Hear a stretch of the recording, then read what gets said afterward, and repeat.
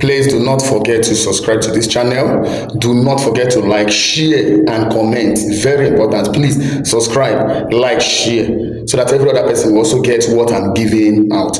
Yes, very importantly, Manchester United are going heavily for Bryan Mbeumo. In fact, as I'm talking to you now, they've submitted bid around 65 million pounds. You know, before they submitted 55 million pounds plus 10 million add-ons, which Brentford immediately rejected. But as I'm talking to you now, like this, as it is now, Manchester United just submitted bid worth of 65 million pounds plus add-ons. That is to say, and from what I'm hearing and from what I'm getting, information reaching me is that Brentford are ready to accept this offer. So as it stands now, it's just like Brentford, Manchester United are ready to do business. Like this, Bryan Mbeumo is set to be Manchester United player.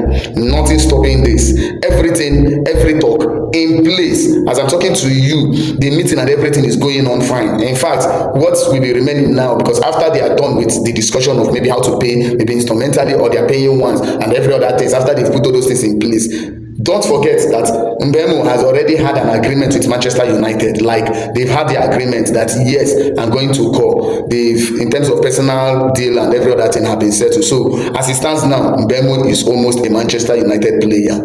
So big one for Manchester United, big ups for Manchester United, because Manchester United really needs this guy. This guy last season scored 20 goals in Premier League. So it's not an easy one. In fact, if Manchester United conclude this deal, yes, we've long expected this to happen since, but you know, the back and forth of everything is in a good hand. At least now Manchester United have their man. Bryan Mbeumo is here. We go for Manchester United. Up United, up United. It is not easy, at least with Konha, Bryan Mbeumo, and other strikers that you're going to sign. I think Manchester United next season will be very, very formidable. Very also important, Manchester United and Newcastle are going for Kolo Muani. Kolo Muani, the former Eintracht striker that went to PSG and couldn't get playing time in PSG. PSG loaned him to Juventus, and I think his loan spell is done with Juventus. He's back to PSG, and from what we are hearing, he's not in the plan of Enrique.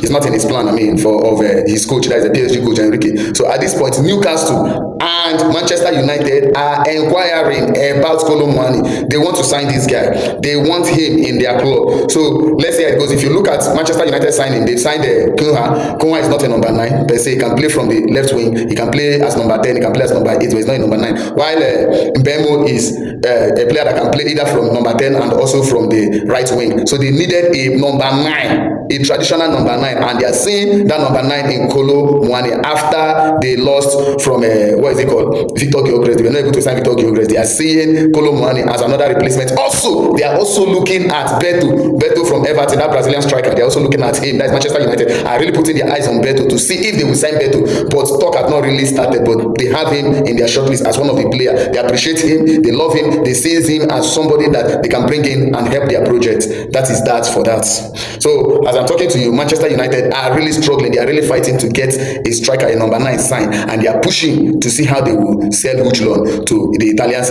because Inter Milan and Juventus and some other Italian clubs are really having eyes on Huijlund.